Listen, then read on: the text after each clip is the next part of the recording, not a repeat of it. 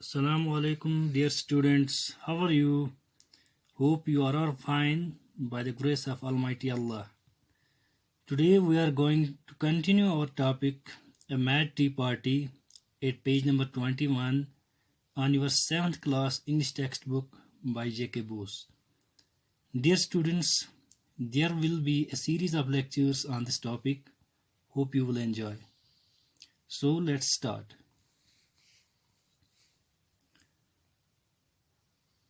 I didn't know it was your table, said Alice. It is late for more than 3. अब Alice कहती है कि मुझे पता नहीं था कि ये आपके लिए टेबल सजी गई है। ये आपका टेबल है, लेकिन ये टेबल तो 3 से ज़्यादा लोगों के लिए सजाई गई है। You must cut your hair, said the hatter. He looked at Alice for some time with great curiosity, and this was his first remark.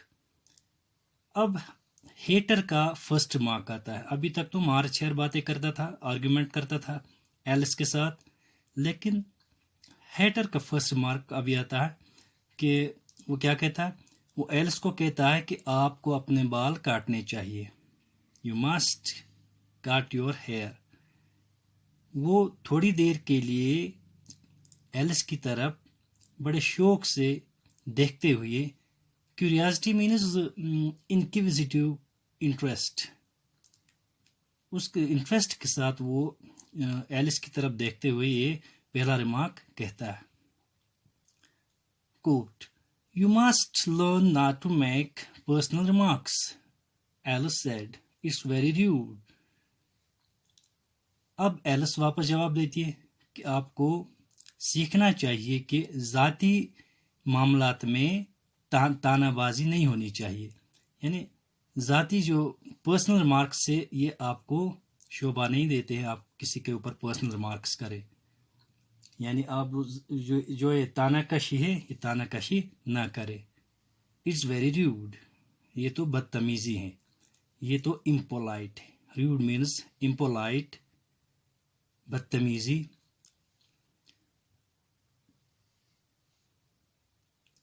The hatter opened his eyes very wide on hearing this, but all he said was, "Why is crow like a writing desk?" Hatter ने जब ये सुना तो उसने आंखें फाड़ कर देखा और कहा, "Why is a crow like a writing desk?" अब वो एक रिडल पूछता है। ये जब एलिस ने उसको वापस जवाब दिया तो अब ये एक रिडल पूछता है। Why is crow like a writing desk? और रिडल क्या है कि एक कौवा जो है वो राइटिंग डेस्क के जैसा क्यों होता है। ये रिडल है, पहेली जिसे हम कहते हैं। We shall have some fun now. अब थॉट एलिस कहती है अब हमें कुछ मजा आएगा। I'm glad they have begun asking riddles.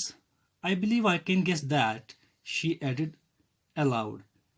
अब एलिस कहती है वो एक्साइट होती है, खुश होती है, ग्लैड होती है कि उन्होंने तो अभी रिडल्स पूछना शुरू किया है। मुझे लगता है, आई बिलीव, मुझे यकीन है कि मैं उनके रिडल्स का जवाब दे सकती हूँ, गेस कर सकती हूँ। यानी उनके जो भी रिडल पूछेंगे उनका जवाब मैं दे सकती हूँ। जोर से कहा है। Do you think that you can find out the answer to it, said the March hair.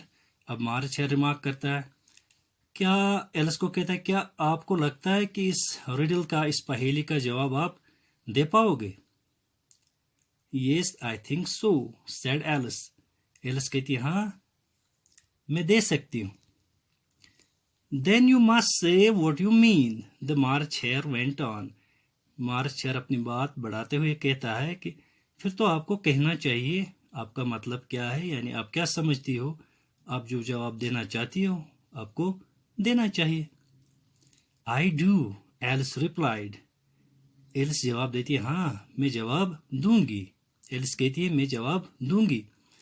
At least I mean what I से, जो मैं समझती हूँ वो तो मैं कह सकती हूँ। It's the same thing you know, आपको पता है ये एक ही जैसी बात है, ये एक जैसी बात है. Not the same thing a bit said the Hatter. Hatter कहता है नहीं ये वैसी बात नहीं है, एक जैसी बात नहीं है. Why you might just as well say that I see what I eat is the same thing as I eat what I see. अब देखो ये यहाँ पे जो मार्शेयर है ये सेंसलेस आर्ग्यूमेंट्स करता है, सेंसलेस कन्वर्सेशन करता है. आप इस स्टोरी में, इस नावल में, इस स्टोरी में आप you can find everywhere nonsense, senseless arguments. अब ये भी कहता है, मार्शेयर कहता है कि आप ऐसा भी कह सकती हो कि आप why you might just as well say, आप ऐसा भी कह सकती हो कि मैं जो देखती हूँ वो मैं खाती हूँ, वो वैसा ही है जैसा ये मैं खाती हूँ, वो मैं देखती हूँ. यानी I see what I eat is the same thing is I eat what I see. यानी आप तो ये भी कहना चाहती हो कि ये भी एक ही जैसा है, यानी एक ही बात है. जो मैं देखती हूँ वो मैं खाती हूँ, ये सेम है. जो मैं खाती हूँ वो मैं देखती हूँ. अब इनको एलिस को ये एंगेज करते हैं सेंसलेस आर्ग्यूमेंट्स में.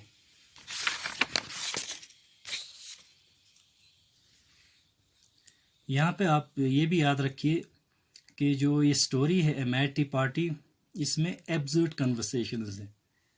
Everywhere you can find absurd conversations in the Wonderland. पहले ही जब एलिस वहाँ आती है, वो मार्च है उसको ऑफर करता है कि हैव सम वाइन, लेकिन वहाँ तो वाइन चाय के except there is nothing to be found on except T.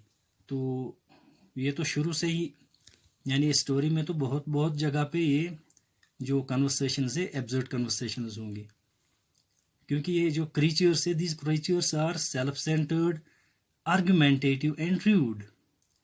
और एक बात जो कयास है, कयास और confusion is the ruling principle here. इस स्टोरी में ए मैड टी पार्टी में जो कयास है, कंफ्यूजन है, वो तो रूलिंग प्रिंसिपल है. यहाँ पे आगे बढ़ते हैं. You might just as well say at the Dormouse, who seemed to be talking in his sleep, that I breathe when I sleep is the same thing as I sleep when I breathe. डार्माउस अब कहता है, जो अपनी नींद में कहता है, वो ज्यादातर तो वो सोता ही दिखाई देता है. उसका कहना है कि आप ये भी कह सकते हो, एलिस को कहता है कि आप ये भी कह सकती हो कि I breathe when I sleep is the same thing as I sleep when I breathe. आप ये भी कह सकते हो कि मैं जब सांस लेती हूँ तो मैं सोती हूँ, और जब मैं सोती हूँ तो मैं सांस लेती हूँ. ये भी तो आप कह सकती हो सेम है. It's the same thing with you, said the hater. hater कहता है कि आप तो ये तो आपके लिए सेम हो सकता है. And here the conversation stopped. और जो आर्ग्यूमेंट से जो ये कन्वर्सेशन है, जो ये बहस मुबासा है आपस में, यहाँ पे 1 मिनट के लिए रुक जाता है. ये कन्वर्सेशन जो है यहाँ पे स्टॉप होती है 1 मिनट के लिए. And the party set silent for a minute. और जो टी पार्टी में जो ये कैरेक्टर्स है, ये 1 मिनट के लिए चुप हो जाते हैं, खामोशी इख्तियार कर लेते हैं. Alice meanwhile tried to remember all she could about crows and writing desks, but it wasn't much. इसी बीच, इसी असना में एलिस जो है वो सब कुछ याद करना चाहती है, रिमेम्बर करना चाहती है जो उसके दिमाग में आ रहा है क्रूज के बारे में और राइटिंग डेस्क के बारे में. लेकिन फिर भी उसे ये काफ़ी नहीं है, ये काफ़ी नहीं था. बट इट वाजंट मच, इतना भी काफ़ी नहीं था, ये सब काफ़ी नहीं था, क्योंकि रिडल ही वैसी पूछी गई थी. It's the same thing. अच्छा, हाँ. The dormouse is asleep again. Dormouse दोबारा सो जाता है. Said the hatter as he poured a little hot tea onto its nose. और वो उसकी नाक में डार्मा उसकी नाक में थोड़ी सी गर्म चाय डालता है और कहता है कि डार्माउस दोबारा सो गया है। जब ये चाय उसकी नाक में थोड़ी सी चाय डालता है तो डार्माउस बेचैनी के साथ, बेसब्री के साथ अपना सर हिलाता है। The Dormouse shook his head impatiently and said, without opening his eyes, of course, just what I was going to remark myself. अभी ये बिना आंखें खोले ये कहता है, डार्माउस कहने लगता है, बेशक मैं भी यही कहना चाह रहा था, मैं खुद यही कहना चाह रहा था। ये एलिस की तरफ कहता है, Have you guessed the riddle yet? He said, turning to Alice again. Dormouse Alice की तरफ मुड़ते हुए कहता है कि क्या आपने वो रिडल जो पूछी थी उसके बारे में अभी जवाब दिया? आपने कोई जवाब गेस किया? No, I give it up, Alice replied. What's the answer? Alice reply करती है, नहीं, मैं तो हार मानती हूँ, मैं गिव अप करती हूँ। अब आप ही बताइए उसका आंसर क्या है? What's the answer to that riddle? I haven't the slightest idea, said he. वो क्या कहता है वापस डार्माउस, मुझे तो उसके बारे में बिल्कुल आइडिया ही नहीं है, मैं तो कुछ भी नहीं जानता उसके बारे में। नार आई, said the marcher. मार्चर कहता है, मार्चर भी शामिल होता है और वो कहता है, मुझे भी उस रिडल के बारे में कुछ पता नहीं है। Alice sighed. I think you must spend your time better, she said, than wasting it in asking riddles that have no answers. Alice कहती है, Alice एक लंबी सांस लेती है, उसके बाद कहती है कि मुझे लगता है आप अपना वक्त जो है, अपना टाइम जो है, वो बेहतर तरीके से गुजार सकते हो, न कि वो रिडल्स पूछने से जिनका कोई आंसर ही नहीं है, जिनका आंसर आपको खुद को भी पता नहीं है।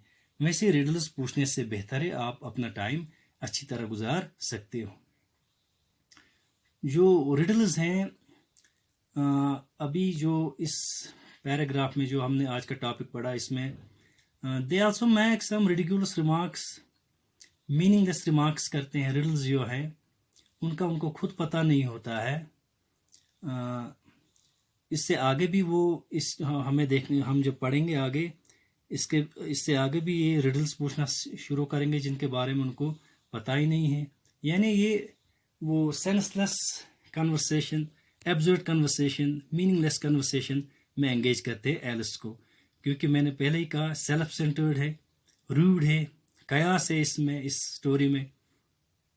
तो hope you will enjoy this topic.